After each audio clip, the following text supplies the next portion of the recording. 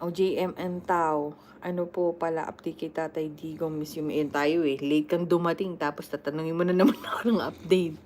Jen Caberio, kaya pala ang tapang sa expose sa Clark. Dati pala military si ma'am. Oo.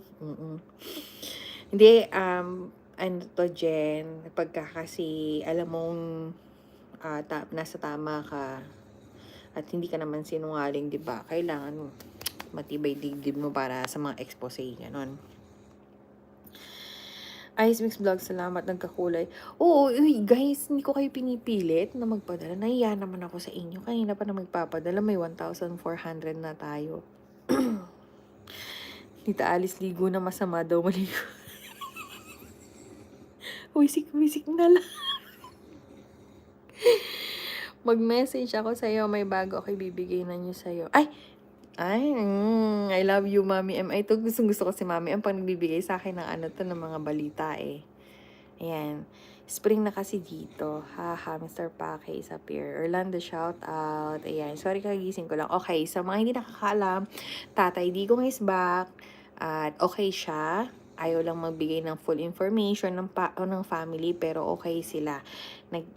May information na tungkol doon kay Tatay Digong, and safe si Tatay Digong. Meron na siyang winter jacket. Mainit na rin ang kanyang suot na damit. So, there's nothing to worry about. Alam niyo naman sa panahon ngayon, unti-unting balita, malaking bagay para sa atin. So, ayun. Jimmy, Justin, and Seki, Madam, nahalughog daw po bahay ng mga anak ni Pangulong Duterte ngayon base kay Attorney Trixie. Yes, nakita kanina. Nandun naman yung mga taong bayan, nakabantay, at may mga cellphone. Talagang binabantay. Pero nakat kasi yung yung video. Ang lakas na ng hilik ni... Oo, ganyan na talaga siya. Amen. Tatay is well taken care of. God is with him. Alhamdulillah, we pray always kay Tatay Digong. Okay, guys. Ako masasabi ko ngayon sa araw na to, kung ginanyan nila ang bahay ni Tatay Digong, tama yung sinabi ni Lance na mas okay na nga na nasa Netherlands si Tatay. Maganda ang facilities, medical assistance, safe. Okay? Safe na safe. Kasi kung dito, ayan, ginurgur ang bahay nila, pag uwi pa lang, di ba? So, magulo. Baka lalo pang mabilis ang maano si Tatay Digong. So, doon sa Netherlands, mas nakabuti pa ang sitwasyon ngayon ni Tatay Digong doon. Safe na safe. Maganda facilities, maganda ang hospital, healthcare, may nurse na Pilipina, tsaka, tawag dito, nakakain na maayos. Alhamdulillah, Rabbil Alamin. Ayun. Ang hirap na talaga pag spring. Ayun na nga. Saan na si Tatay Digong? Si Jackstar. Ito tayo eh. Kaya hindi ako makaligo eh. Jackstar couple vlog. Late. Kasasabi ko lang.